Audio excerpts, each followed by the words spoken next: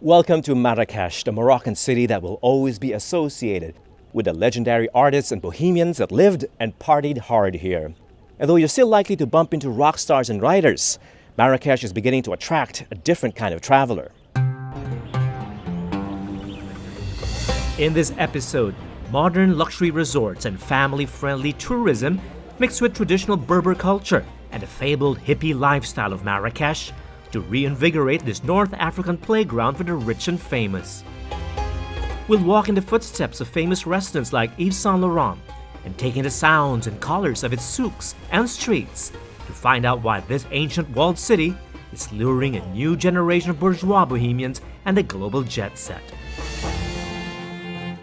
So join us, I'm David Celdran, and this is Executive Class.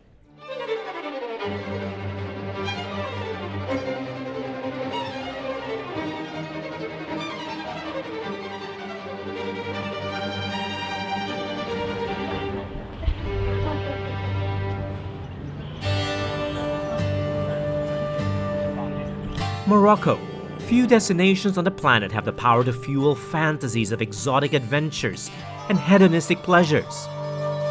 Blame it on pop culture, on comic books like Tintin's Adventures in the Sahara, on paparazzi coverage of the Beatles and the Rolling Stones in Marrakesh, and of course, the iconic 1942 film Casablanca. Then by train or auto or foot across the rim of Africa to Casablanca in French Morocco. Here the fortunate ones, through money or influence or luck, might obtain exit visas and scurry to Pop culture and travel literature often portray Morocco at the far end of the world, which is quite absurd because never before has it been so easy to get there, and with no visa required if you hold a Philippine passport. Turkish Airlines offers daily flights from Manila to Casablanca, and very soon, 5 times a week to Marrakesh. We've been flying a lot with Turkish Airlines recently, and it's partly because they reach more destinations than any other. But there's much more to look forward to than their convenient connections. We enjoy the creature comforts of their business class just as much. Their award-winning in-flight catering service is another welcome treat. I always opt for the traditional menu, with recipes sourced from what was once the vast Ottoman Turkish Empire that stretched from North Africa to the Middle East.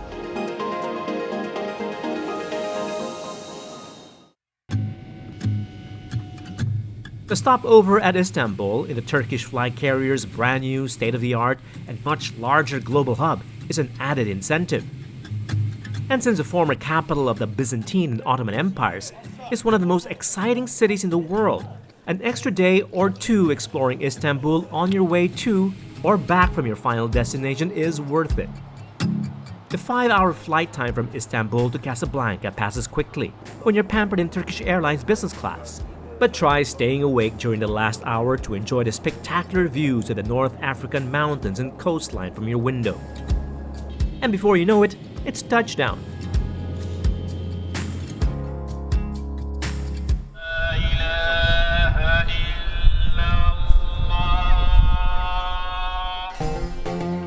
Modern Casablanca might not seem as exotic at first glance, but the busy port city and wealthy financial hub has its charms. Like broad avenues lined with palm trees and white houses after which the city, Casablanca, takes its name from. What a joy to explore the whitewashed neighborhoods to catch a slice of life in the old port city.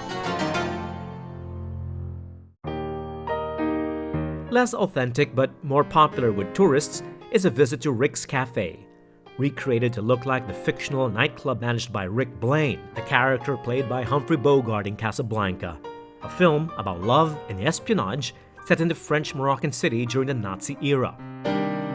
You must remember this, a kiss is just a kiss, a sigh is just a sigh. Hollywood plus waves of Arab, Spanish, and French colonizers left their mark on the city's skyline, but none as imposing as the influence of Islam.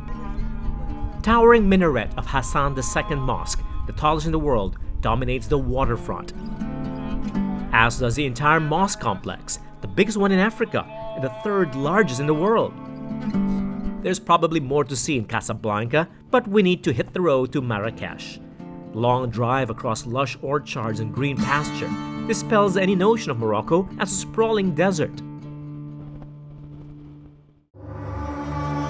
We arrive in Marrakesh just in time for sunset, where the city is aglow in pale shades of red. The first thing you want to do is find a spot overlooking the Medina of Marrakesh, the walled-in section of the city built by the Almoravids in the 12th century as a protective fortress. The ancient walls and low-rise buildings at the foot of the high Atlas Mountains are made from red-orange clay and chalk, and that's why Marrakesh is called the Red City. Within the Medina are Marrakesh's most famous attractions like the Koutoubia Mosque, the Bahia Palace, the traditional Berber market, and the Jama El Fana, the largest and busiest square in Africa. The great thing about the Medina is that all these sites are within walking distance of each other. The city's best Moroccan restaurants are also within the old walls, though finding them within the Medina's maze of narrow lanes can be a challenge. Okay, they said the restaurant was somewhere here, but they might have made a mistake. Oh, okay, the restaurant? Okay, got it. Okay, we're fine. That's the restaurant over there. The Lotus Privilege restaurant and hotel is within a riad, a typical Moroccan building featuring multiple stories, surrounding a central courtyard with a pool or fountain. This is what I love about Marrakesh and the other cities in Morocco.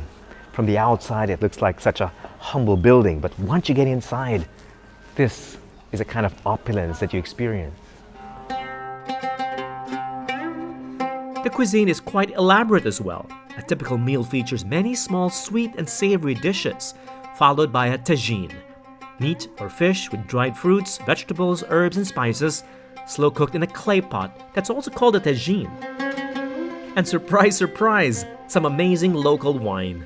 Why not? They've been making wine here since the days of the ancient Phoenicians. So this is Moroccan wine? Yes, exactly.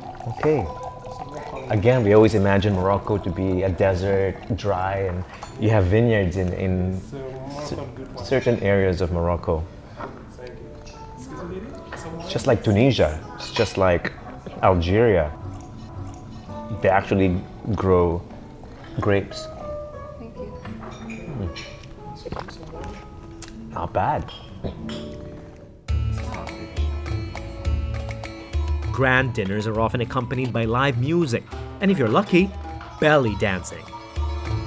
The expressive and sometimes suggestive Arabic dance is much rarer these days due to the stricter observance of Islam, but some high-end establishments that cater to foreigners still feature this traditional dance.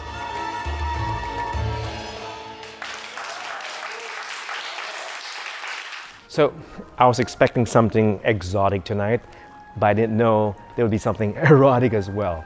Fantastic show. Don't need a fancy dinner to enjoy the evening out in Marrakesh. The vibrant club scene and colorful street markets keep you wide awake at night.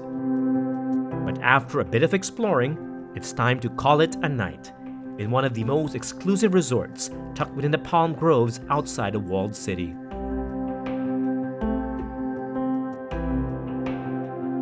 Coming up next, we spend our first full day in Marrakesh discovering the private pleasures of the Club Med La Palmeraie. Executive class returns after the break.